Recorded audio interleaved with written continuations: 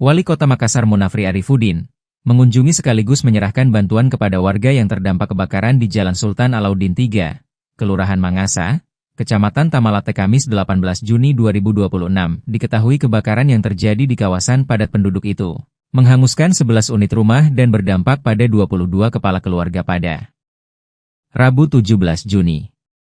Dalam kunjungan tersebut, Wali Kota langsung menemui para korban memberikan dukungan moral, meninjau kelayakan dapur umum lalu ke posko pengungsian.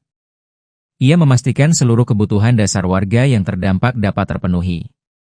Wali Kota Makassar Munafri Arifudin, pemerintah kota sebelumnya telah bergerak cepat melalui kolaborasi lintas OPD untuk memberikan penanganan kepada korban, sehingga di hari insiden kejadian kebutuhan pangan dan pakaian segera tersalurkan.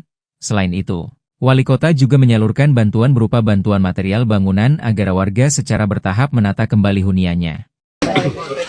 Ya betul, kan ada prosedur yang sudah dilakukan oleh teman-teman di lingkup pemerintah Kota Makassar ini, mulai dari bantuan dari dinas sosial, dari BPBD, dari teman-teman dari kelurahan, ini menjadi satu untuk memastikan seluruh kebutuhan para korban ini bisa terpenuhi.